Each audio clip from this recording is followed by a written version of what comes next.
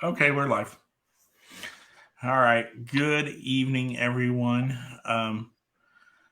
We're going to let things build up here. What's up?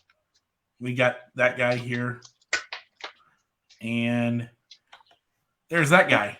Hi. Oh, Hey, Al. Running a little late tonight. That's That's okay. right. So, like I said, we're going to have a little show and tell. You know, I made an upgrade on some wheels. Yeah, upgraded some wheels. Yeah, I'm going to do that myself, but I'm going to choose something a little more exotic. A little more exotic. I like that. We'll have Mr. Brian on as well. Yep. Well, he is on. Yeah, I know. He's already taken over. Yeah. No, this isn't a takeover. No takeover tonight? Okay, good. No takeover. So, and apparently my phone. I don't understand why my phone works fine all the time, and then whenever we need it to work, it doesn't. Yeah. It doesn't want to work. All right. So, like I said, we're going to talk about the Corvette because there seems to be some disgruntledness about it. We're going to make everything go crazy here for a second. Talk about the good, the bad, and the ugly of eBay, or Evil Bay, as we all like to refer to it as. There we go. And what was the last thing that we had? New chases in car culture. That's right. I saw a real interesting comment that Nathaniel made from out into the Chicago area on that one. So, hello, everyone. Thanks for popping in. I suppose we should get this party started. There are a couple of announcements here. Let's just get them out of the way. First things first, once we get everybody built in here, we'll talk about this little thing that no one can see because the question's in front of it. I know. He said, yeah, he's way more quicker at building stuff than the rest of us. We suck. Mm-hmm. Come on, phone. Turn back on. All right. So the first things first. What we've got here for everyone is a 25th anniversary collector set. This is the display case they were readily available back in the day. It holds 16 cars, and what the club is doing is we're going to fill it. We have 3 spots left. Oops, let me go the other way. See that? 3 spots left, and we're going to fill it with some treasure hunts, which all of these are. And we're going to give this to a kid at random in Norfolk for the next show. This is a gift from the club to a young collector. So this is for them. So at some point, we'll just pick somebody that's at the show. We got that. That's super cool, man. Yep. Have to thank Rich Adams for the display case. He generously donated that. And that was from him. And then the next thing we're going to do, we've all seen these at Hobby Lobby, right? Generic Hot Wheels logo. Yeah, there's one right here behind me. Yes. Well, this one's going to get some ink added to it. Or some Sharpie, probably. Probably Sharpie is more of the... Probably Sharpie. Term. Sharpie is going to get added to it in Charlotte. Like, yeah. Ah.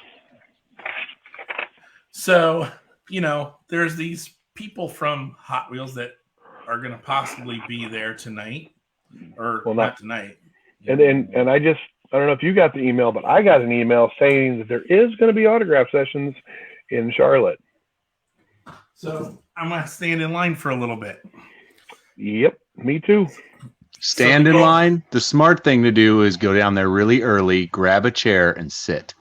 Yep. Yeah, we discussed this in LA. Oh, yeah. And me and Brian went to pretty much every one of the autograph sessions in LA.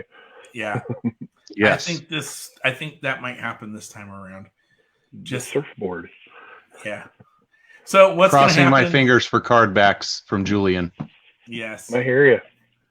What we're going to do is we're going to try to get everybody that's signing from Mattel and all the autograph signers to sign that, and then we'll give that away to the big kids at a show at a later date, whether that's I like it.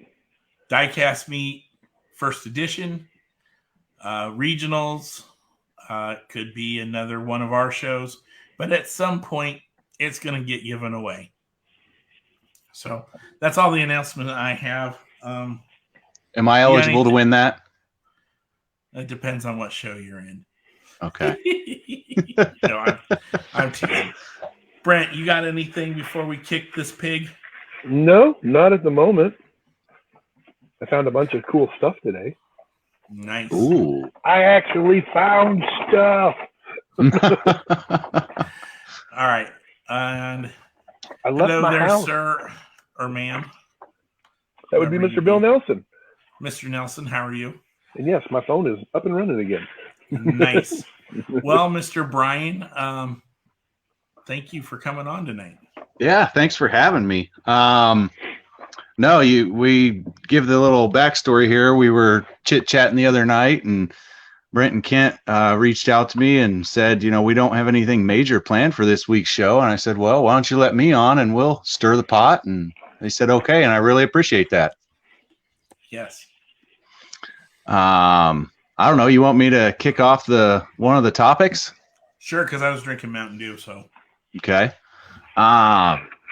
Funny thing is I was having a short discussion with a fellow member the other day, and that's what brought this topic to the forefront of my mind, which seems to be a popular topic. It gets discussed amongst collectors a lot, but not never, but rarely in a public forum like this. eBay, Evil Bay, whatever you want to call it. It's always a hot button, but yet always seems to be the standard for value across the board. That's where everybody goes. That's where everybody looks at, the close projection of market value on a piece. So I just always think that it's interesting to talk to friends in the hobby and always, see the posts and everybody's different perspective and outlook on it, which for the most part is negative and dislike and nobody likes it. But I was talking to an individual and I said, I had a thought. I was like, the hobby can't exist without it. As much as everyone, or I guess I shouldn't say everyone, as much as many people don't like eBay and they always say, oh, I don't want to pay eBay prices. There wouldn't be much of a hobby without that and, the scalpers and resellers and such, because nothing would be sought after, there wouldn't be any excitement. There wouldn't be that piece to look for and, that excitement when you get that piece. And, I said, we live or we collect in an era that's very rare in my thoughts. I mean, we went from a Corvette that not everyone again, sorry, I use that word a lot, that many people don't like how it looks, how it turned out, but yet they made 25,000 of them and it sold out in a matter of hours. We are there now.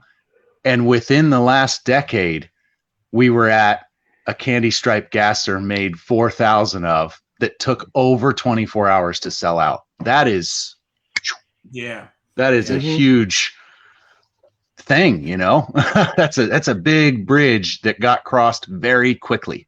So 8 years. I just thought it'd be interesting to talk about it. It was 8 years, wasn't it? Was it a 14? Yeah. 14. I can't remember if it was 14 or 16. Was it 14? I want to say it was 14 because I was a member in 16. Yeah. Also 16. The year of the Gulf Camaro, Yes. that also did not sell out instantly. Nope. So, what I think it is the other thing that feeds this and drives this is Facebook. Yeah. Yeah. Because the ability to instantly communicate. I mean, look what we're doing right now. I mean, Right. Even 2 years ago, 18 months, we wouldn't be doing this right now. No. Nope. We'd be sitting here watching Chad Lesueur or Joe Wiggins or anybody else that's got a good auction going on right now instead of discussing what's going on. So, one of the things that I thought about when we talked about the eBay thing is the pricing and as close to real time as you can get when it comes to what is something selling for. Printed publications, they're nice. They're a good reference material in terms of pictures and what pricing was like at that point in time, but that's just it. It's pricing at that point in time, and it's absolutely, I wouldn't say irrelevant, but not really usable data. Right. I would say instead, the term I would use would be the prices were obsolete before the book was printed. Yes. Yeah. The books are definitely not irrelevant. They are amazing. What is it with the news? We don't live a 24-hour news cycle anymore. We live a 24-second news cycle. So it's kind of the same terms there of as soon as the time it takes to print that publication and get it out, the price has changed on the market. Mm-hmm. Brian, you've got a question already. Wanting to know what's in the truck behind. The truck. That's a Nova.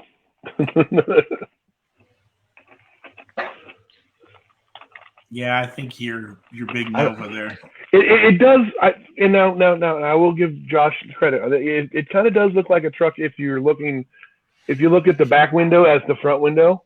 Yeah. It kind of looks like it's straight up and down for the windshield. You're kind of far away. Are you talking about my gasser display? Yeah, Yes. it looks like a pickup from here. Oh, okay. Sorry, I'm like the truck. All I see is ectos, and I love it. But no, that's my 55 gasser display that I made, and there is all sorts of goodies in there. Maybe one of these evenings I'll do a showcase parade or something. But I mean, there's some things that are good about eBay. You have the ability to get to see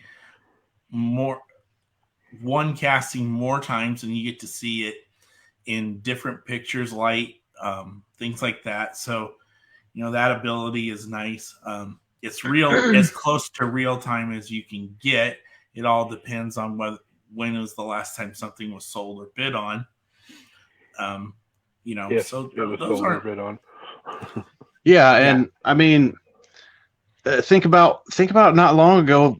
I guess it has been a while on that, but think about before eBay. A lot of I would call them, the veteran collectors that have collected for decades, longer than all three of us combined. Before eBay, the retail store and local meetups, that was it. Mm-hmm. There was no eBay to go to get that super that you didn't get all year. You can just, okay, I'm giving in and I'm going to go on eBay and just buy it. And it's shipped to your door. And that's that, So there's definitely benefits to eBay. Yeah. I mean the old, this is where I wish Scott Orloff was here, because he could really talk about the old chat rooms and the chat boards and the message boards and all of that stuff from like 95 up until 2005, maybe. All of that before Facebook became really the dominant way to communicate instantly. I mean, it's just amazing. The reason that I'm okay with it, I mean, I understand that, like you said, it's a standard pricing tool in today's world, but it's to find those cars that haven't been made in 30 years. Yeah. It definitely opens up the search parameters. I mean, I know that I bought a lot of cars off of eBay, but I don't buy a lot of new stuff off of eBay because, well, I mean, the new stuff to me is starting to wear off, but to find the old stuff that, you know, came out in, let's see, when would this one come out? No, there was no date on it, of course, 90 something. But, you know, stuff that came out in the 90s, you can't really find a lot of that anymore, even in the stores, or not the stores, but even at shows. There's Right. a lot of cars that won't show up at shows because they're that elusive. I mean, I personally know that I own 2 cars that they're the only ones I've ever seen of either one of them. Right. You know, and I wouldn't own those without eBay. Yeah, Exactly. but I mean, there are some pitfalls to eBay too. I mean, Oh yeah. Shill Mhm. bidding and, you know, price gouging and, you know, scamming, and this, you can go on Sniping. for a while. Yeah. Sniping. So- I think that's about, I don't think that's as big as it used to be 3 or 4 years ago, but yeah, it still happens. so you talked about shill bidding, and for those who don't know what it is, could you explain what that is? Shill bidding, by my definition, I suppose, is the act of running the bids up to create a false value. You know, someone going on there and either logging on to a separate account bidding on their own stuff, or contacting friends or someone to come in and bid up an item to create a false value and make it look more valuable than it really is. And in some cases, there's instances where you've got groups of individuals that will go on and they're all kind of working together where, okay, I'm going to put this up and you and you bid it way up and you win it. And then whenever it gets won, it's going to show that that was an auction value. It's going to drive the value up, but you're not going to have to pay me. Then I'm going to relist it and get more out of it from an actual bidder. So that's the best I can describe it in my own opinion. Yeah. Yeah, I think that's a good way to look at it. And it's really hard to spot, I think, sometimes. Yeah. So, and I then mean, it's if there's any advice that I can give, and again, these are all just my opinions, when you're looking at something on eBay as far as a value, every time I look at something, I'm going for the last, 3 to 5 sales that have happened, but they got to be auctions. They got to have actual bids. And a lot of times, truthfully, the shill bidding or false value can be easily spotted. If you've got a piece that's selling for, right around $25, $30, say, and out of the last 5, there are 4 of them are $25, $30, and then you got a 5th one that's like $58. Okay, I'm throwing out that $58 if it's 1 out of 5. That's a fluke. Maybe give it more time and see if in the next week it does creep up to that. But as far as actual value, I throw out anything that's like, oh, come on, that can't be the real price if the rest of them are going for this cheap, or, vice versa. Okay. Yep. So we have somebody here that says Manny. Okay. Manny makes a good point here. It is only worth what someone is willing to pay. Right? I know Mike Zarnock has said that several times. Any collector that's been in this hobby for a while knows that. But what does that mean? I mean, it goes back to the oldest and most basis of business per se, and or value of anything. It's the supply and demand. Yep. Why is a candy gasser worth? I'll give an example of something that's on my list that I will just not pay what the price is right now. I have every Mario Kart release to date except the gold San Diego Comic-Con chase. Last I checked, $1,800 to $2,000. I'm sorry, for me, no, I'll wait, because I truly believe that market value is an inflated value. It's a symbol of the times, and it's going to come down eventually. It may take many years, but I'll be patient. But nevertheless, right now, that car is at a market value of $1,800 to $2,000, and it's there because people are willing to spend that to get it. If Brent's looking at a '95 treasure hunt Camaro, and he's like, oh, I'll give you $500 for it, and I step in and go, I'll give you $1,000. And Brent looks at me, well, you're an idiot. No, I'm not. I'm willing to pay that. I'm happy with paying that. I'm okay with that. Just because you're not, I am. So there, the market reacts to that. As far as, is the general consensus that a lot of people are willing to give $1,000 for it, or are a lot of people willing to give $500 for it? It kind of ebbs and flows in those values of what collectors paying for them will pay to get them. Mm-hmm. Yeah, and definitely. It's with that with pretty much everything. I mean, it's like even with like the new baby Luigi for the Mario Kart. Oh yeah, that's a perfect example. It just came out, but yet they're going for, I don't know what they're going for, but I know everybody's hot after them, which is fine. I mean, if you want it for your collection, yes. But if you want it to just turn around and flip to sell to make money off of, whatever, do what you got to do. But there's no reason why that certain one is worth so much more. And it's the same way with the retro entertainments. There's always that one car that everybody wants. When the 2-packs just came out, the Datsuns were crazy. Nobody could find a Datsun to save their life, and now you can't give them away. Right. Things change all this. Yeah, so there we go. $40. $40 for baby Luigi, like, that's crazy. Anyone that's collected this series for a while, like myself, they're gonna know. Just wait; it'll be put out, 2 of them in the next case assortment. It's gonna come out in other places. I'm gonna race mine. I actually bought one today. Yeah, I did too. I bought a racer, so nice. It's not the one I wanted, but it's the second choice. So, but I paid $6 for it. I was looking online, and this same one was going for $15, and I'm like, well, I'm not going to pay $15 for something that I'm only going to use probably once.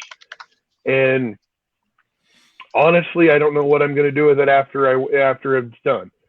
I think mine's going to a sewing room to kind of hang out with some pedal drivers, but that's just me. What's going to happen is you're both going to remember the days of Super Mario and Mario Kart and be hooked, and now you're going to want the rest of the series because they're totally awesome. No, I only have one other Mario-themed car, and that is my Billy the Bullet that I used for regionals last year in Sioux City. I've got the pop culture set. I got third place at everybody, so that thing is heavy, dude. It's diecast metal whole thing. The whole bullet is metal. Wow. Yeah, it's and very aerodynamic. Very aerodynamic. Like I said, I got third out of like 35 cars. So. Wow. All right. So what's your guys' thoughts on eBay? I mean, we haven't really heard too much from everybody. Any horror stories? Any awesomeness? That you got something for way less than you should have. Oh, you mean like gotten better deals than what we should have, or paid more than we should have? Either way, I mean, because I know for a fact that I probably paid more than I should have for one of my cars. I put what I was willing to pay for it, and I had like a minute or something left on the clock, which I normally don't do. I'll admit I'm one of those 10-second guys, because I'm sorry, this is what I'm willing to pay. If I put it, say you want to get this duck and it's going for $2,000, and the current bid is $500. Are you going to put $2,000 out there with 4 days left on the clock, or are you going to put that $2,000 bid out right at the end and you end up paying $600 for it versus the $2,000? Right. I do not bid on. Yeah, I don't bid on anything unless it's in the last seconds of it. Yeah. I do not want to do anything to increase that bid until I'm ready to own it. And I typically don't bid on anything unless I want to own it. Yes, same here. And that's one thing that I've always done. And it's paid off quite well. I've gotten pretty much most of the things I've gone after. Not everything. I do lose some things. But You know, I'm not gonna, like I said, I'm not gonna. I hate watching an auction. Like, oh, that's a cool car that I kind of wouldn't mind having for my collection. And then somebody goes there, and then they sit there and they go back and forth and back and forth and back and forth and bid this thing up. And Yeah. it's like, why'd you do that? Why Right. not just wait till the last 10 seconds? This is what I'm willing to pay. Click. And if it goes up to your price and somebody goes, I'm willing to pay a little more, you lose it. You move on, you get the next one. Yep. That's just my theory on that. I've had some good luck on eBay. I'm kind of along the same lines as Brent. I typically don't even bid until the last seconds. I don't even bid at all if it's not something I'm interested in. It's funny, we're both kind of touching on that other topic of, you know, what's something worth and who dictates what it's worth. I can imagine that Brent and myself, when we see items on eBay that we're willing to bid on, 9 times out of 10, it's like, I don't care what I have to pay for it. I want that. I need that. I never see it, you know, something like that. And you put in that ridiculously high number at the end to ensure that you get it. Mm-hmm. You know, you're not going to pay $2,000, like he said, for an example. You're going to pay, you know, $650, but you're ensuring that there is no chance you're not getting it, you know? Yeah. I mean, I've done that too. I've done the exact opposite. I ended up getting into a bidding war over a Skyline with someone. Dave. But I had to make sure I got it. Right. Well, and that's the thing, is you didn't have to, but you really wanted it. Well, you got something out of it too. Yes, this is true. It's floating around there somewhere. It's over there. I can see the box. I know the box because I moved the box recently. Yeah. I've been going through things. There's a lot of stuff coming up for sale soon. My favorite thing, if we're talking about days gone past with eBay, my favorite thing in I would call the early days of a lot of stuff on eBay, I used to, believe it or not, stay up till all hours of the morning very often. And most of those times I'd have a few drinks in me, like anyone would. And I would sit and scour eBay for Hot Wheels lots. And I can't tell you how many times I got Hot Wheels lots full of cars for very reasonable, and I spotted a car that was worth twice what I paid for the whole lot. That used to happen often. Nowadays, it's, you know, there's too many eyes on it. It doesn't happen as often, but yeah, I used to scour lots, and I'd have boxes of 75 to 100 cars showing up at my door with one car in it that paid for all of them, you know, that made the whole purchase worth it. So that was fun. I enjoyed that. I used to do that as well.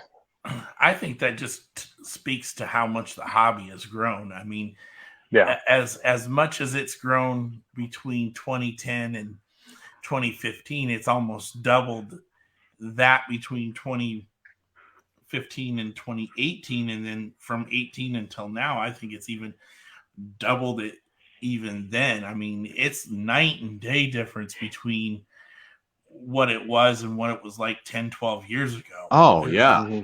Yeah. Just I mean, when you've got, go ahead, Brent. I was saying, Manny makes a good point here. He said, honestly, try and stay away from eBay.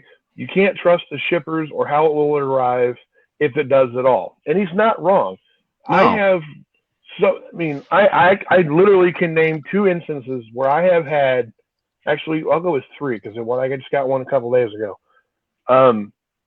I've had 3 instances where I bought 2 treasure hunts. It wasn't off eBay, but it was a trade group, and the guy shipped 2 treasure hunt Volkswagen V-Dubs, the little pink one, because I wanted it because I like V-Dubs, and he shipped them in a cereal box that was turned inside out with plastic bags, with just plastic bags as protection. Now, one of them made it fine, and the other one got destroyed. Thankfully, the card that got destroyed was the one I was planning on opening. But again, shouldn't have gone that way. There was one that I ordered recently.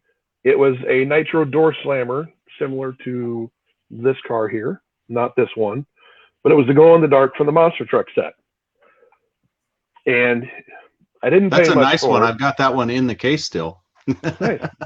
I just wanted the nitro door slammer. Right. And he shipped it in It looked like a little miniature first aid box. Huh. It's about this big. It's about this thick.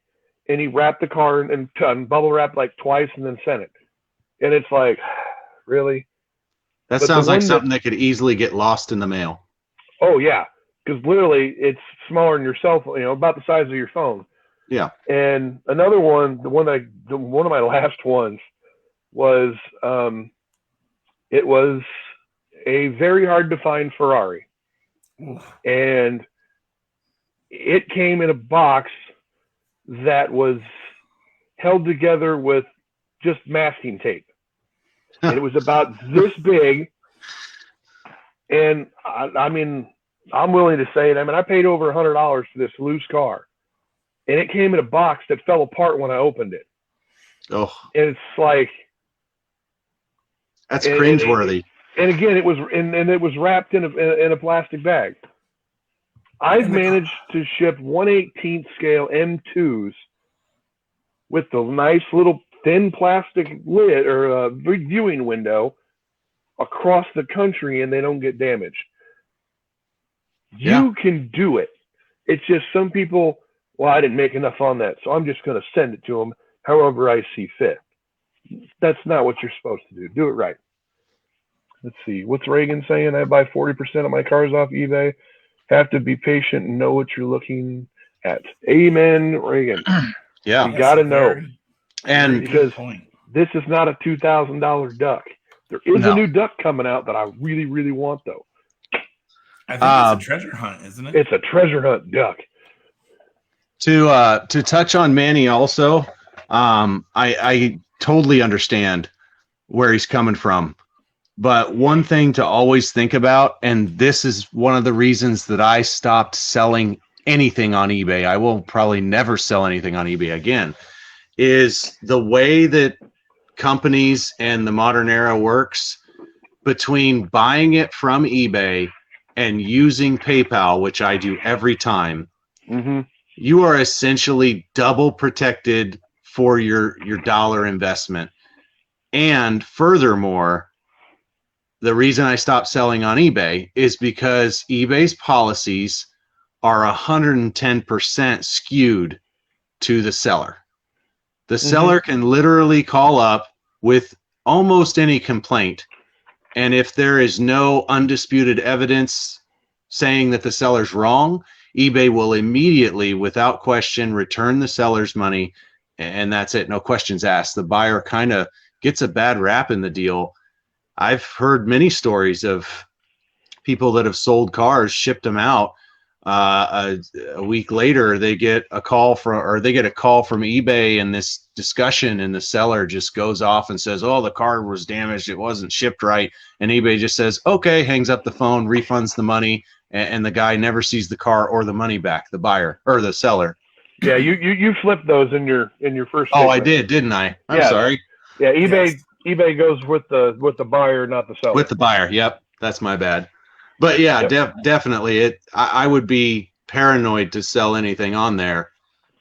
And there's just so for the many fact fees. that can happen easily. Yeah, that too. Yep. I mean, you figure eBay charges you a fee, PayPal charges you a fee. I mean, you get hit with 2 fees before the thing's even out the door.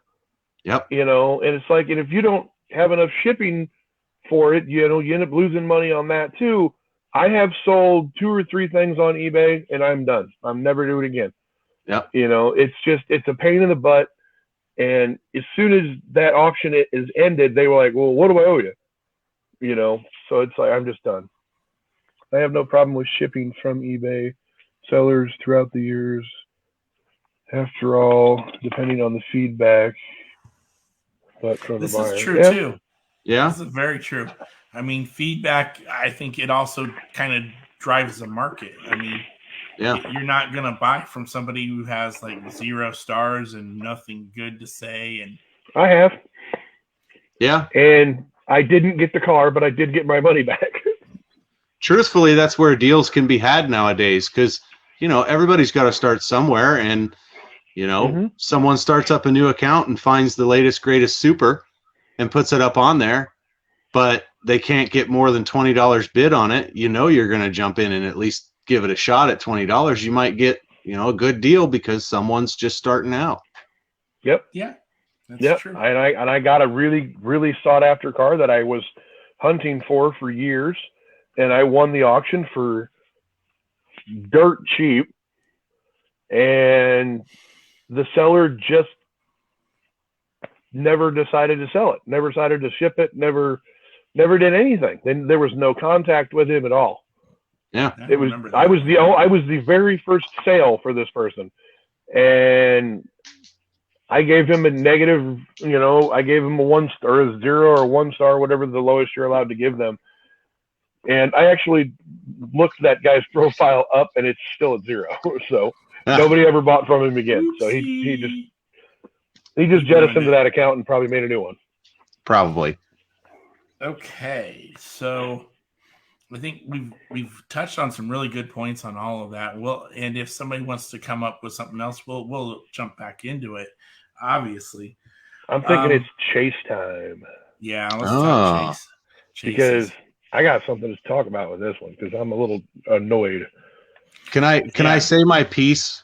Yeah. My stance on it right away. Yeah, yes. Go ahead, man. My stance on the new chases is, please, if someone from Mattel is seeing this and hearing our real feedback, don't make all black chases. They look boring. You lose the lines and the shapes of the car. They just don't look good. I would rather have the regular versions of every chase that's been shown. That's just my 2 cents. Don't make them all black. Okay. And I'm going to add my 2 cents to that comment. I would actually prefer if you don't do chases at all. I'm done with chases. It's stupid. I mean, I'm done. The treasure hunt, super treasure hunt, I'm all of it. There's no reason for it other than to make more money. That's it. That's the only reason behind it, is so people make more money, and Mattel's not the ones making the money. It's the secondary market that's making the money. They are, in a way. What it's doing is it's creating hype for them. It's part of a business model, I would imagine, and it has. It's created hype. Now everybody's talking about the line again, and everybody's going to go hunt the shelves hard. Now, will it turn into actual sales for them? There's probably a percentage, that they project that they'll get out of it. So I understand that, but I don't disagree with you, Brent. Mm-hmm. I love chase pieces. I love the prospect of supers. I don't like them. I like what they represent because I'm an options guy. You give me options and I get to pick a couple different options and versions. It's like with my Funko collection. I'm always excited when there's a chase because that means, I don't really like the regular, but I love the chase, so I'll buy that one. Not just because it's a chase, but I just like how it looks. Yeah, there's some to that. My thing is I think it's ultimately the benefit is not going to outweigh the gain here. I think it's ultimately going to hurt the line altogether. And they have ridden car culture hard because they learned their lessons from Boulevard from 2011 and 2012 and vintage racing even, But eventually they're going to have to stop the line. I mean, you can only have so many ideas unless they decide they want to go a different route, unless they get into the rally cars hard or go into some lesser castings.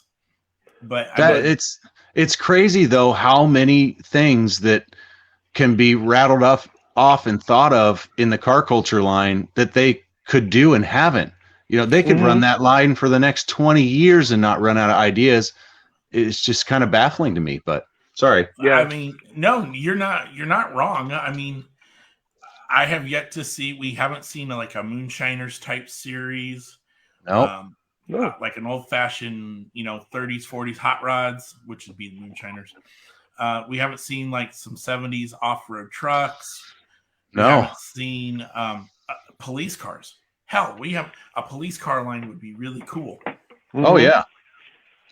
But all they keep doing is Fast and the Furious and racing, and I mean, how many times can they put out the same black Charger? I mean, they just keep making the same thing. I mean, I love the Grand National, but it's been used 3 or 4 times in the last year and a half. Well, they got to do the green 67 Mustang from Tokyo Drift. That has not been done yet. That car needs to be done. There's the red Evo from Tokyo Drift, one of my favorite movie cars. That car hasn't been done. The convertible Mitsubishi. Yep. Right. That car has not been done. Too fast. The Yanko and the GTX have not been done. Yep. I mean, there's still cars that can be done. Another one of my favorites from Tokyo Drift is the ratted out 70 Monty in the opening scene that the kid drives. Yeah. They did it. They did it in the mainline type, but come on, put that in premium. It's a beautiful car with a cool scheme. Just that old school looking thing. Yeah. But we're missing some comments here.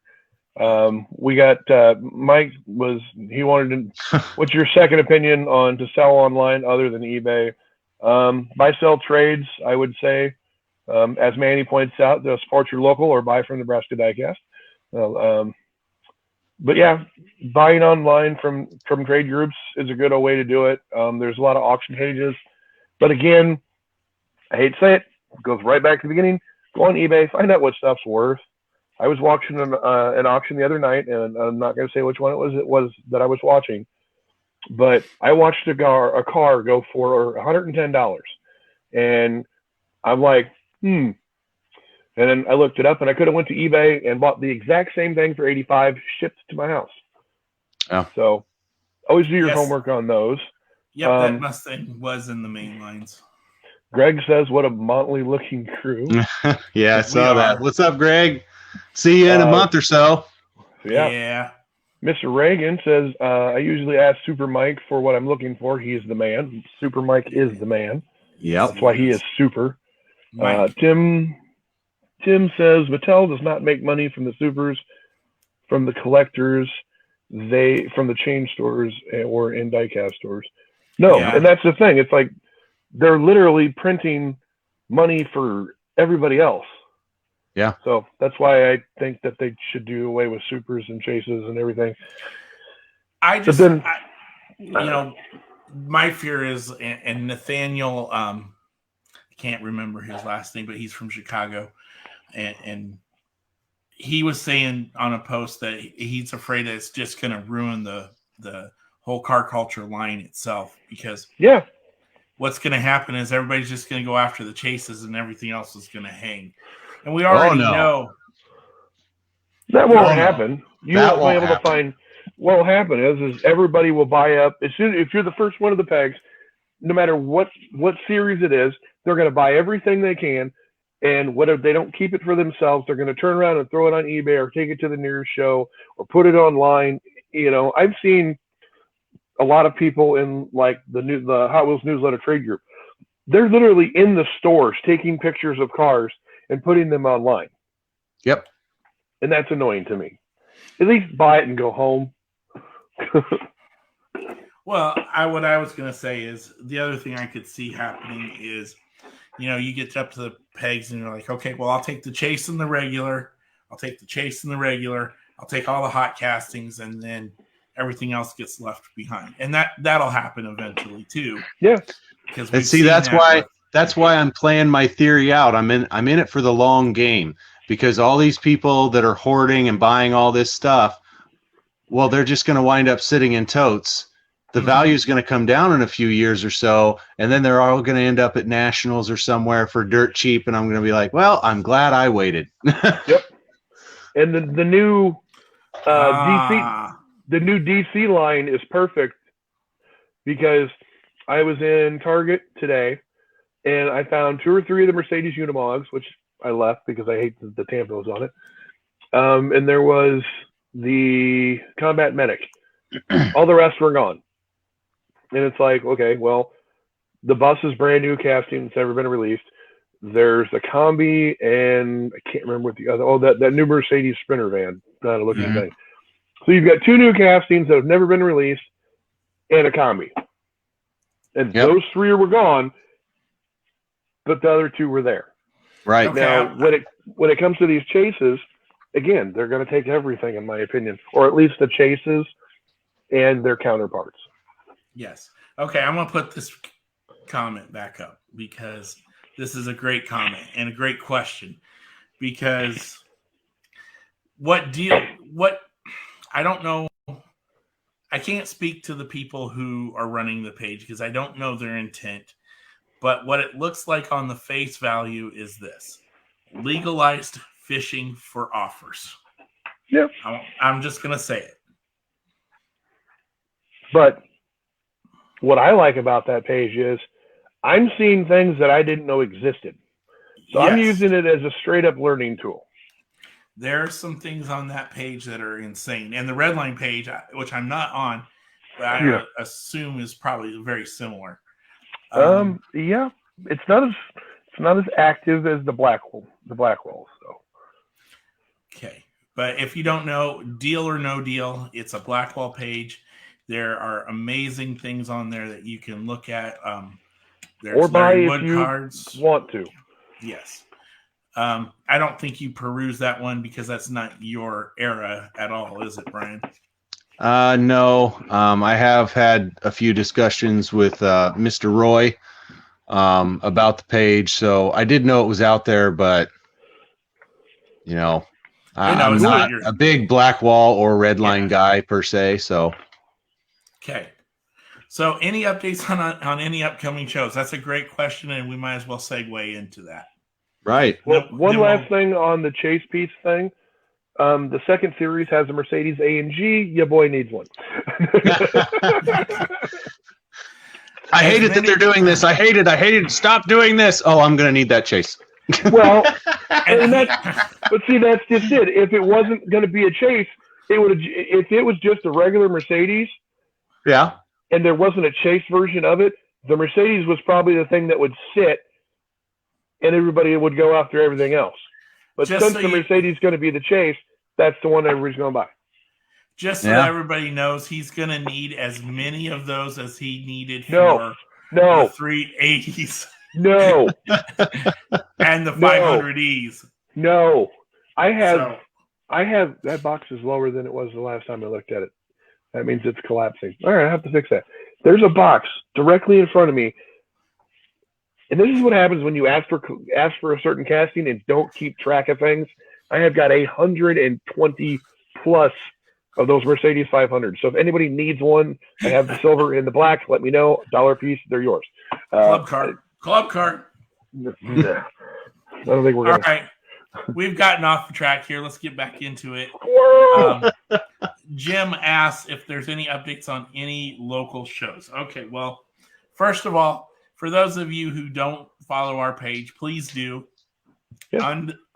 On the pinned post, you have a list of every local show from Minnesota, South Dakota, Iowa, Nebraska, Kansas, Missouri. And into Missouri. So anything really, as we like to call the I-29 corridor, is pretty much covered from far west is Hayes, Kansas, all the way up to, I think, Ohio. The Northeast Ohio guys their shows listed on there. So if we know about it, it's on our page. Now, let's see. What's the next show coming up? Let's talk about we got ours, obviously, but ours isn't the next one, though. Oh, well, that's true. We got to go to Des Moines. We're going to Des Moines. Yeah. Let's get into that. That's Mr. Sully. The nice thing about Deal or No Deal is that it does not lock a seller into sell unless a deal is struck, which is true. But, if you put up, we'll go back to my favorite casting of the night here.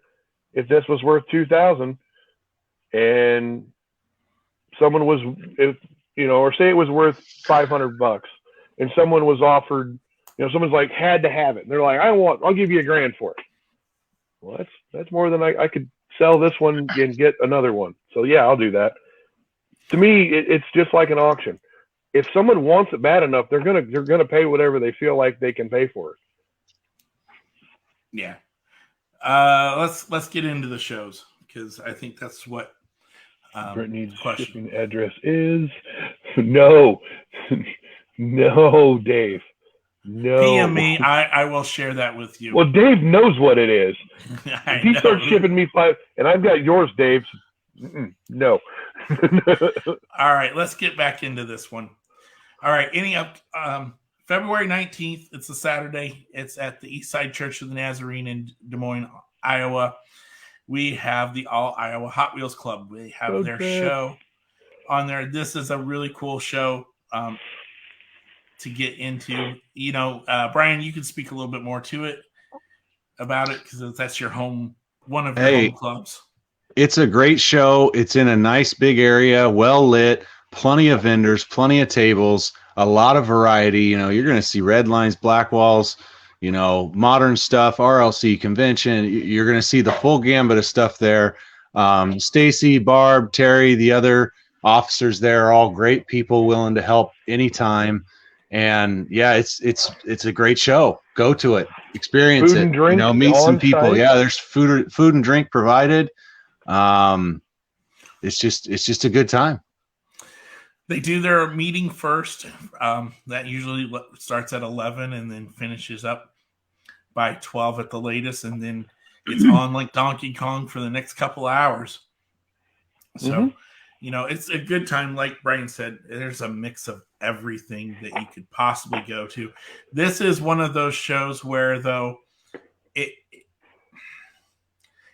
you don't have to be there right away when the doors open because non-members can't get in right away, if I remember correctly. Right. Yes, you must be a member in order to get in early. The other thing that's cool about it is that you get to walk around and, you know, if you want something, you can have it asked to be put aside for you. And then once the show officially starts, you can go purchase it. So that way you're not running, or, you know, you can walk around and run and not have to worry about, oh, did I see this here or there or whatever. You can do your price comparison right away.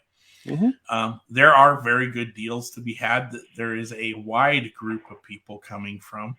You got the Eastern Nebraska guys. You get the Eastern Iowa. You get the Minnesota folks. You do get a couple folks from Kansas City as well. Here's the other great thing, too. This is one of the shows where it's probably a good idea to carpool. I know Brent and I do it mainly because we sell, but I think we'd probably do it anyway if we were going to go hang out, just because you save the gas, you know? Yep. Okay. After that one, gets us into our show on March 6th down at the bank. We have about 30 tables for that one. And, you know, free entry to get in. We're going to give away that treasure hunt set. If those of you who missed it, some lucky kid is going to get this right here. And it will be full by the time it gets out there. Because I know for a fact that... let's see here. I need 3 cars to fill it.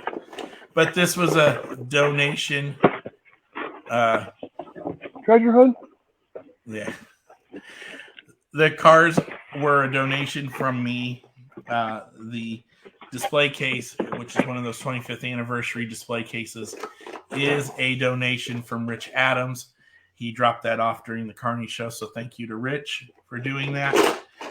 That was a good time hanging out with him and breaking bread with his wife and along with Aaron Pullman Friday night. So we got that. We also... let's see. We will have drinks available. It is on the 3rd floor. You use the elevator. You get to check out the bank. Great views from the 3rd floor. Really, I actually really get nice. to go to the bank. I have yet to see the bank. Yeah, so I'm super excited about this show. All right. Let's see. Manny wants to know who he's carpooling with. I think he's carpooling with us.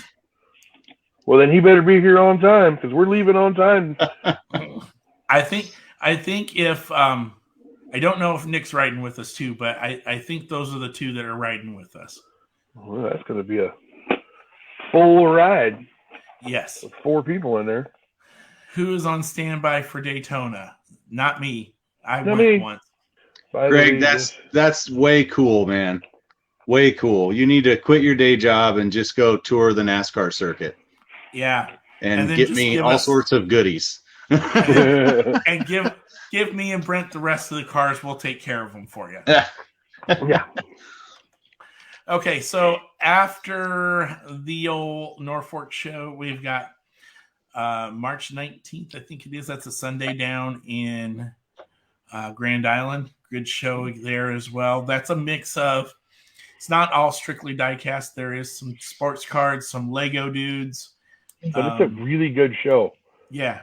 Oh, and yeah. Vicky and Justin, and it's just a lot. It's a great lineup of people that are up there. I normally find some really cool stuff up there. I'm with you, Kay. Yeah. Oh, listen to him talk. Who's got a second place finish this year already? Oh yeah, Rowdy does. Where did little Larson finish? Oh, yeah. Hey, I don't care. You guys keep your fighting offline. Keep it clean. Yep. Oh, Caven knows where I live. He knows where I'm at right now. He can come over and punch me in the face if he feels like it, but he better be ready for me to punch him back. Okay, so gonna be tough now with the new cars. Yeah, and they're one. Yeah, those are all composite bodies. Yeah. Who's the reigning champion? Let me know whenever he hits 2 and over 60 wins and breaks a bunch of records, and yeah, the list goes on. I'll yawn to that. Yeah. I like the guy who drove a black car, but that's amen, brother. Oh yes. Yes. Okay, so let's get back into the show. So we was the first loser. On Greg's note, why doesn't he just tell us how his boy Truex finished? I mean, I think it was somewhere around dead last. Somewhere. Sorry. Well, it's official. The peanut gallery is here. Yes, it is. So what's the show after the Grand Island show? Well, we make Nationals. We get on a little plane. That's right. Airplane tickets were booked. We are gone. My plane tickets are booked too. They're sitting in the driveway. Yeah, so you're driving. But that's not a bad thing, because if say me or Ken or something overbuys, we got a way to get our stuff home. Oh yeah, I mean, I'll totally do it for about $5 a mile. You know, no big deal. Shipping it is. Yeah, whatever. Okay, so we all know about nationals. We know what we're gonna do. We're gonna do the live show. We don't know if we're gonna be roaming patrol or if we're gonna be in a fixed location or a mix of it. We will try not to have the echo that we did last year. But we're not having the echo we had last year. That's there's no try involved. We will not be in the same vicinity for the live show on Thursday night coming live from Nationals. We will be in 2 separate locations as long as we don't end up crossing paths somehow. So yes, we will, and we won't cross streams in any Ghostbusters sort of way. Unless you want to send Gozer back. Yeah, you East Coast guys can drive because it's a whole lot closer than it is for us. So the other great thing is I think we should do a live during the autograph session and see if we can get some folks to say hi to y'all. And we can try. We'll just have to ask for permission before we do said. Yeah. I don't see that being an issue. I'd like to, I don't know what else we're going to get invited to, and that's the key word, be invited to. There are some things that, I enjoyed. I liked watching the Hardy Adams. That was a very awesome experience. Yep. Seeing Brent get booed right away. No. I'm camera shy. Mr. Barnes in the house. Hey. There we go. There's a celebrity that needs to be on the show someday. Yeah, he does. He says he's camera shy. I don't know. Prepare a long segment for Mike Barnes, because if I'm in the chat, it's gonna be talking a while. Mike loves to talk, and I love to talk with Mike. Okay, so after that craziness week that we'll have, and we get about 2 weeks of recovery, which is clearly not enough time. I don't know what, this Diecast Meet folks were thinking. But we're all a bunch of crazy people. Let's get into it. Let's talk about April 10th. Talk about April 10th. Did I happen to mention that it's going to be the best day of next year? I mean, it's April 10th. Come on, everybody knows April 10th. Of this year, you mean? Or next year? Yeah. Or of this year. Sorry. I screwed up my own spiff. And fail. So we just announced the custom contest and downhill race. I am most excited about the downhill race, naturally. We're going to do a Mario Kart theme. Yes. Rocking the Shy Guy. Okay. Dave's got a very good point there. Mike Roy, 6 hour show. Hey, can I? I want to join in on this. We can go to 7. Oh. 3 a.m. in the smoke pit. I'm telling you, we got to go live there at some point. We do. We will attempt it. I'll get a bleeper. For to make it PC. Let's get back into. Just hold the button. So we're gonna do a Mario Kart themed race, downhill race. It is run what you brung, must be sealed on card or sealed in box. The main reason I'm giving the parameters for those 4-pack boxes is because if someone does want to run the Rosalina car, I'm not going to make you rip open a $100 card whenever you can rip open a $20 4-pack and have 3 other cars as well. So, but even if you open the 4-pack, 1 car, that's what you're racing. It's just heads up. I've got to get the bracket officially ironed out, the type of bracket that I'm going to use. But rest assured, there are things in the works for the trophies, and I can't say much more than that right now, other than you're definitely going to want to show up in time, bring a Mario Kart car, and race for a chance at these trophies, because they're going to be killer. Yeah, they're going to be killer. This is my only Mario Kart I own. Oh, that's my daughter has that one. That's the only Shy one Guy. She owns. Yeah, she likes Shy Guy. Okay, so what about the custom contest? Because you said that got announced as well. Yes, custom contest. We are going to have 3 different classes. There's going to be 15 and under, 16 and over, and then there's going to be a pro class. I think we have it pretty much ironed out to where the basic parameters of the pro class is if you have entered in and placed in any other custom contest, whether it be Facebook, whether it be local show, whether it be nationals, you'll be considered in the pro class. Also, if you have affiliate, if you have like a business where you're selling customs or affiliations where you're, I guess profiting to an extent. Yeah, you're doing some major things with customs. We would also put you in the pro class for that as well. Manny, we're going to put you in the 15 and under class. Is that okay? I thought that was a Dave comment. No, that was Manny. Manny says that he's in the beginner class, so we'll put him in the kids. Yeah, we'll put him in the kids. So, here's the thing about the custom contest. We did limit. It was limited to. Did we say 3? 3. 3. Yes. 3 entries. Yeah, 3 entries per customizer. Yep. Okay, and with that being said, that doesn't mean that you can go and have your wife enter 3, and then your kid enter 3, and your daughter enter 3. This isn't K-Days. Don't bring your whole family. Well, no, bring your whole family.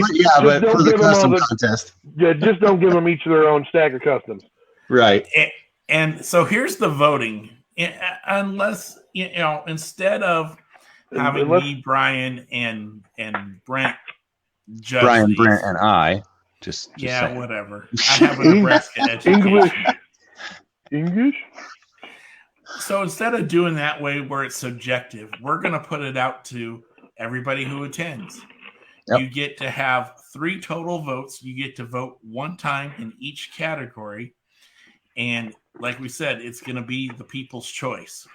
So you guys get to determine who's going to be the winner, not some stuffy panel of people. We get to have... Unless we have, like, people show up that are way above our pay grades. And then we may toss them to pick a favorite or something like that. So yeah. Right. Which is not out of the realm of possibilities. You never know. You just don't know who's going to be there. Okay. Also, with the trophies on the custom contest, those are also in the works. And again, if you are a customizer, regular customizer, or if you've never customized before and you're planning on attending the show, come out, bring a car, enjoy the show, and a chance at some pretty cool hardware you get to take home if you win. Mm-hmm. Okay, so what else can you tell us?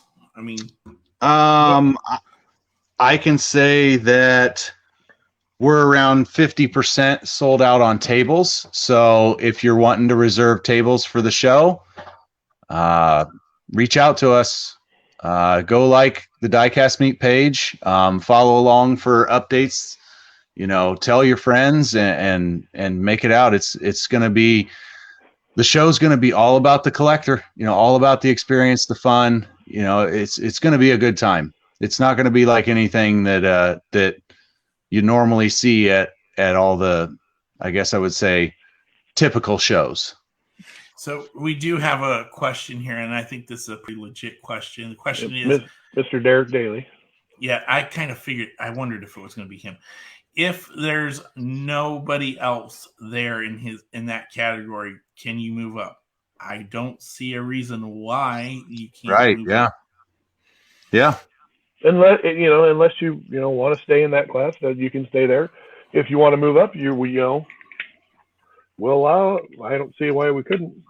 Yeah. So, good question, Derek. Very good question. So we'll play that by ear, but as of right now, it's 3 categories, and good question. Okay. So what else? What about these door prizes I keep hearing about? Door prizes. Now, naturally, I have announced that the grand prize, and first, I guess I should say the door prize is your entry ticket, basically. Everyone that enters the show, every vendor that buys tables at the show, you're all going to get a ticket on the house, essentially. That is your door prize ticket. I have decided we are not going to sell extra tickets for these door prizes. So as to keep it fair, as to keep it fun, that's your ticket you get for the grand prize which is going to be a full set of 2022 Charlotte Nationals convention pieces. That includes both souvenir sales, that includes the finale, that includes the charity car.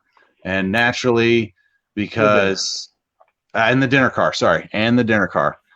Naturally, we don't get a party car anymore because Mattel is screwing the pooch on that one. Sorry to be blunt, but that is where I feel about that.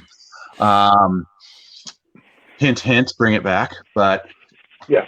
Anyhow, that's going to be the grand prize. I don't really have anything I can say about other prizes at this time. But there will be a plethora of door prizes. You're going to get sick of hearing names drawn on the intercom, just so everyone knows. Okay, so the next question is for Mr. Dave Baumgarten. Will there be Diecast Meet cars to buy? I don't know, Dave. Will there be? There's a loaded question. There will be cars. They will be very limited. They will be spectacular. And no, I can't tell you anything else. I'm sorry. That's it. That's all you get for right now. We're gonna have sneak peeks to share at some point, but it is not right now. Okay. Very cool. Also working on event shirts too. Again, can't show any pictures, but there's going to be something there available. Very cool. Should be a wonderful weekend. Yes, it's going to be a very good time. Yes. Cannot wait. Okay. So what else we got? Well, I think, show wise that pretty much takes us into April, and then we do have the Lincoln show at the end of the month. Yeah. And then after that, we'll do one. We have one down south. Okay. We'll just say it's down south for right now because it's down south. Down south? It's down south. Okay. And then in July, we get the big one, regionals. Yeah. Or Midwest Diecast Convention. Yep. There we go. There's the flyer. Go follow and like the page. Yep. If you want to sign up for tables, go ahead and do that. There are a few VIP things left, if I remember correctly. If not, the folks over there, they can let you know everything that is still available to do. Yep. Okay. Oh, I wanted to share one thing. For those of you who excuse me, haven't already gone to, but please do. Yeah, we're small. Whoa. What the world? There it is. There's the Diecast Meet Facebook page. Yeah. Please go and check it out. Give it a like. There's places for comp. I know you're so small. No, I just know the screen. Oh. Here, wait. What if I turn it this way? Does it get bigger? Not really. All right. Go use after the show. Use your Facebook to go there, and you'll be able to read it. So. Yeah. Oh, that. And we're still wrong. There we go. There we are. Now we're back. Kenton technology. Scary. Yes. All right. So, since this Dave Baumgartner guy keeps wanting to talk, perfect segue. I was gonna, we're gonna get small again. And I left mine down upstairs, so I can't show mine up close. So I'm just gonna bring it up there. There it is. There's the C4 car. 57 Chevy in a retro Cal Custom layout. This car is just unbelievable. The one that I have is with the Ultra Hot Wheels from the 80s. So we get some awesomeness there on this really cool header card. Mm-hmm. That Dave did. Whoever does the header art does really good job on header art. Yeah. Again, really, I kind of don't like it. I think it's kind of half done. It seems rushed. He really could have done a better job on it, This guy, whoever this Dave Baumgartner guy is, maybe he can get used to do some cars someday. I don't know, but again, and he always has luck. He never always misses out with buying them too. So yeah, he never. Hopefully he'll be able to. Hopefully he got one of those. So yeah, but there it is. The picture's up on the page of what I did with mine. You may not get to see it as well in the small video. But it's got Ultra Hots from the 80s. I saved one set just for something cool like this. And we'll take that out there. Now we're back to normal. And you and those Jelly Bellies. What? They're delicious and nutritious. Can't take you anywhere. I know. That's why I'm at home in my basement. This is true. I think we're all kind of at home in our basements. Hey, that's the place to be. It is. Hopefully mine will be advancing to the wonderful status of these two gentlemen very, very soon. So, well, somebody says they got the one on the card art, so I think somebody's holding out there. Oh, I'm gonna need to see a photo of that because that just sounds really cool. Who is that? Who said that? Dave. Dave? No. Yeah, he gets to keep all the samples. Yep. But I know which one's his favorite though. So do I. Where is it? Yeah. It's right here. It's right here. Yeah. It's right here. I have it in my hot little hand. This is Dave's absolute favorite car that he has ever designed. Oh, yeah. And I mean, come on. Who would not love the Volvo Estate Wagon? This is the Real Rider version, in case you haven't had a chance to see the Real Rider version. Ooh, so pretty. This is Dave's favorite car. It's a toss-up between this and the Datsun 240Z. Those are Dave's two favorite cars. Oh, yeah, that custom 240. Or is it the Fair Lady? Either way. He says he got the one. Oh, yeah, it was the Fair Lady Z. Sorry. And Dave says he got the one on the car dart. Nice. Yeah. All right. So you guys got any other questions, comments? You know, we can keep going here. I do have two cars to open tonight. We were supposed to talk about that ugly Corvette. Oh, well, let's talk about the ugly Corvette. I mean, that's how ugly it is. We almost forgot about it. Or we can talk about it next week. That'll give us something to talk about next week. Okay. Well, that'll be the second week in a row that we've done that to that car, so it's perfect. That's how ugly it is. We don't even want to talk about the course. And we'll be able to talk about the 1962 Ford truck that is coming up on this Tuesday. Oh, yeah. Yes. So and it's going to sell out very, very fast. So how are you guys going to get one? I'm sure you got another person in there.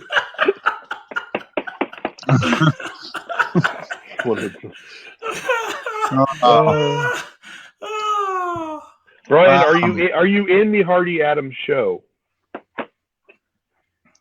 I just don't want to break tradition by every year whenever I'm there and I watch it and I'm like, yeah, next year I'm going to do it. I'm going to be in. And then I just get really, really busy and back to reality and I don't have anything ready.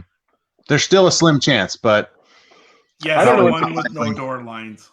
I don't know what the casting is, and I'm a very, very bad customizer, but I know that I will hopefully be there watching. Oh yes, I'll be there watching. So basically, maybe I'll buy one and keep it in whole just to keep the record of booing going. So, Brian, what you're saying tonight is that you're just like that custom Corvette from the RLC sale. You just nobody wants it. Yep. Nobody wants it. I've seen some of the pictures. It's pretty horrible what happened to a couple of those cars. Yeah, I did see a couple that were literally like ran over with a UPS truck damaged. I got both of mine. They're horrible numbers. They're like 17 grand. So if anyone has a low number that wants to open one, I'll trade you. Oh, just because I think that's the only way. Yay! I can't wait to see what the casting is because this one was fun. This one was cool. Yeah, we need to have that one make a personal appearance again. I'm going to have to find it. That car never, the Suck You never made it onto the show, but that's because we interviewed Roy before it was done. So, yep. Yeah, the stance van. Woo! That was last week, and we showed that sucker off pretty well. And the socks that came with it, Greg. You should have been in here. But if you missed it, you can go to eBay and rewatch any of our uploaded videos. eBay? YouTube? Or, see, I just pulled a Brian. YouTube. And you can watch them all on YouTube. Mid-States Collectors Club. YouTube. Check it out. Follow, like, and subscribe. Yeah, sign in, follow, like, subscribe. Put the videos on a loop. We need some watch hours. Mm-hmm. Right. Okay. So, are we ready to get into it, or what do you? Well, I say we open it. Okay. Or open some stuff. Do I need something to open? You don't have to. If you want to. I mean, granted, I think you probably have a few cars that you probably are going to open tonight, anyways. Probably, but give me a couple minutes. You guys go ahead. All right. Yeah. Glad Brian talked me into buying one. I got lucky. Was that Caven? No, that's Greg. Oh, nice. Oh, Greg got the stand. Nice. Nice.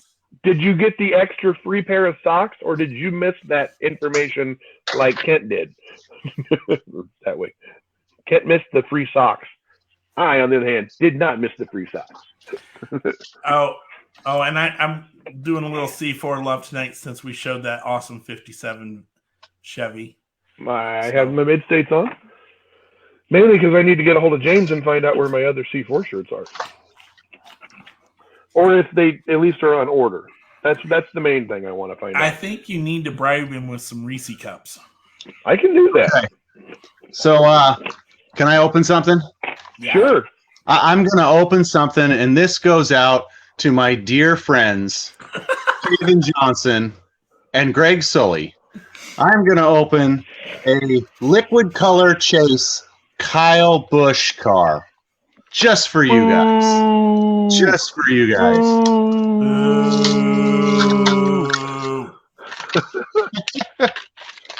Nice. Greg got the British Tiger plane socks.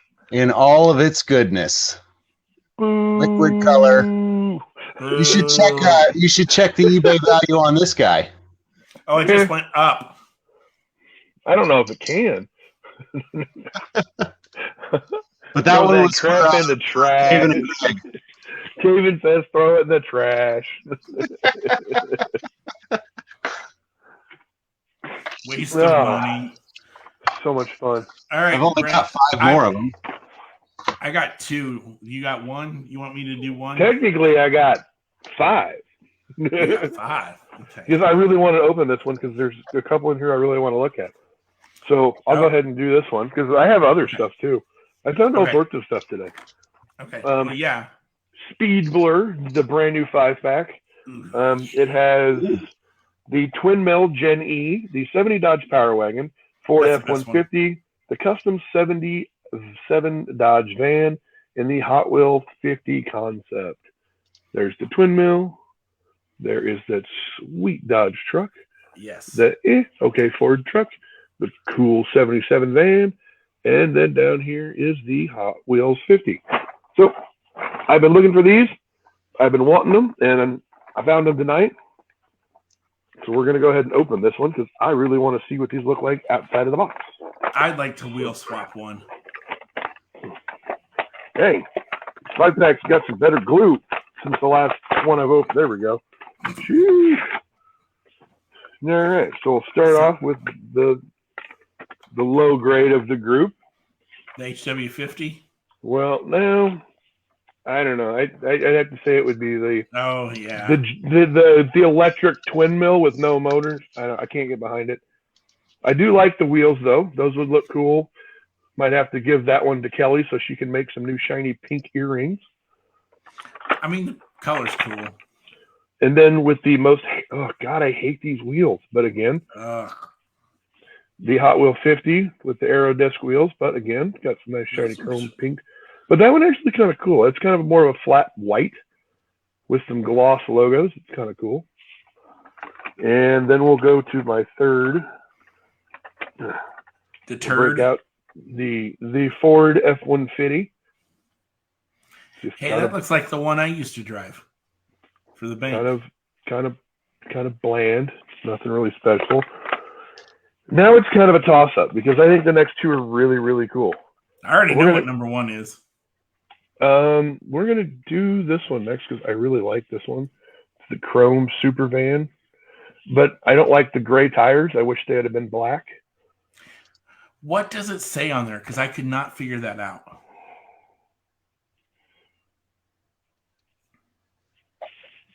Ain't got a clue. But it's the exact same way on the other side, so it's all backwards. But it has a 77 logo on the other side. Ooh, nice. So that's cool. And then I think, again, stop making colored tires. Just make them black. But that's pretty cool. Oh, there you go. So there's the side everybody sees in the package. Yeah, the other side's pretty sweet. And it has a 70 logo on the other side. It's almost like a Miss Tampa, but it's not. Because mine's that way too. But yeah, those are really cool. I like that one. I like. Is that a metal base? Negative. No. That is plastic. Well, hey, it is what it is. Okay, so my car. Again, this comes from what I call the dead era, which is basically anything from 95, 96 to 05, 06. This is a 2004 first edition. It is a 2001 B Engineering Adonis. This car has only been done a handful of times. There is one FTE version of this. This is a European supercar. I think this, along with Maserati, is one of those hidden gems. Everybody knows about the wide body R32s and the Honda Civic Si from that time frame, but this is one of those that's, I think, just super cool in and of itself. So the Adonis B Engineering. I don't know if I have that one or not. No, there's only about like 5 versions of this car, and I have 4 of them. I don't have the FTE. So there's number 1. All right. What's next on the ribbon agenda? I have to thank Rich Adams for this, because I saw this and I'm like, oh, I haven't seen this one. So Stephen Krebs, if you're in here, you're gonna be upset. Ooh, Honda Civic. Fantastic Sam's. Never heard of that one. That would be the hair. Never seen that one. Yeah, this is, again, back in that day when you had your Vandy Camps and all the Otter Pops and all those. So here we go. Well, that came off super easy. Yeah, I don't know, 30-plus-year-old car. This is true. Happened. What's the rarity on something like that? I don't know. It's it's kind of like the period correct cars back in the day. That's what they were. Okay. They were just, a promotional deal. So they were not a mainline run that I know of, but very cool car. Look at there, Kent. Randy says, I might have the FT you're looking for. I'll bring it to Des Moines next weekend. Sweet. Look at there. Thank you. Perfect. Okay, well, that's all I got for cars. What do you got? I probably got other stuff, but I think I'm going to wait for the rest, because I'm going to be having an insane ripping party very, very soon. Yes. I have a nice closing statement for myself on the show tonight. Okay.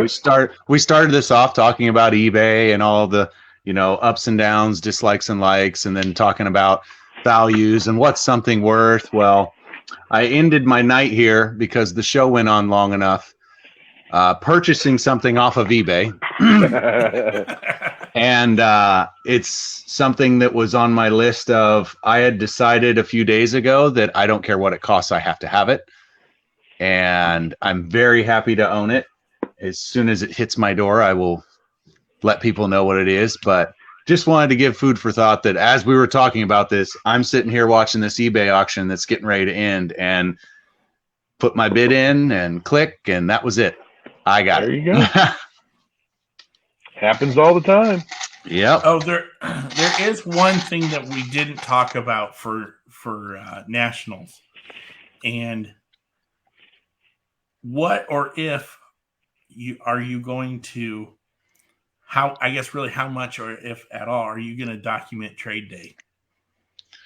I'm going to try my best, because I think that's the biggest thing people have asked me about last year's trade day, is how I got there. And I'm going to try my best, but I'm terrible at stuff like that. Like, I'm in the moment, I'm doing my thing, and it's hard to remember, okay, stop, take a picture of this every single time. True. But I will try. Well, here's what we'll do. Kent, you're going to shadow Brian that entire day. Yeah. You have to stay on his heels the entire time and follow him and take pictures for him.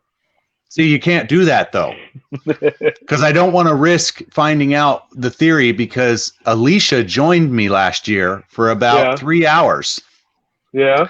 And during that 3 hours, I couldn't make a trade to save my life. It was terrible. It was like 4 floors of no, nothing, no, nothing, no, nothing. And then she finally was like, okay, I'm going to go do this. And the minute she left, it was game on, making trades left and right, just having a blast with it again. So we decided that it was I know bad how- luck for me to have anyone with me on this thing. Okay, I have figured it out. I have a new idea, and this one will work. Okay. Every time you go down to have a smoke, Update. Okay. Which is pretty much what I did last year, because every time I'd go down there, 5 people would be like, "Hey, where are you at now? What do you got now?" And so exactly. So we'll just do a quick cup. We'll take a. One of us needs to just attempt to keep an eye on you at some point. It'll be a pit report almost. Yeah. Okay. There we go. I could do that. Yeah. That'll work. And we'll have to have people help us out, but we'll make it happen. For sure. Maybe, but we can't advertise it on like the convention pictures page either, because No. We'll just do it on ours. Yeah, because then that will skew things and it'll make it harder for you. Yeah, we don't want that. We want it to be successful. Yeah. Oh, it's a good time no matter what. Oh yeah. Even if I only make 5 or 6 trades all day, it's still, I love trading. It's my favorite thing. That's cool. Caven.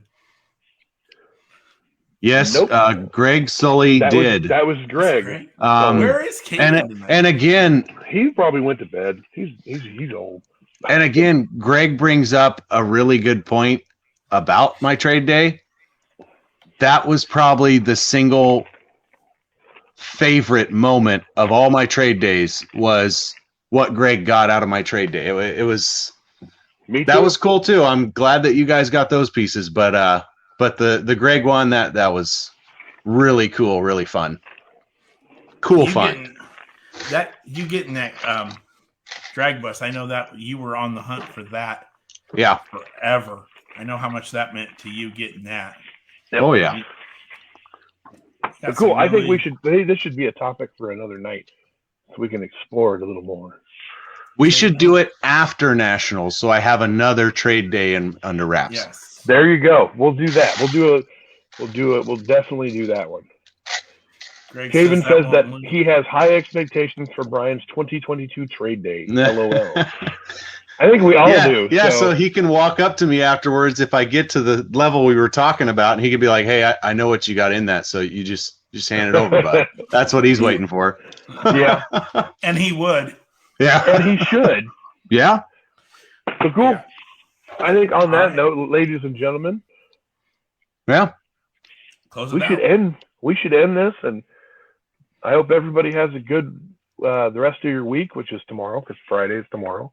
Yeah. Hopefully you're off the weekend, and we will see you guys and gals next week on Thursday night. And best of luck on the RLC sale next week. Oh yes, Tuesday. I'll put out a reminder so that way people remember. So Yep. Just keep it clean. always keep it clean. All right. Good night, everyone. See ya. Night. Bye. And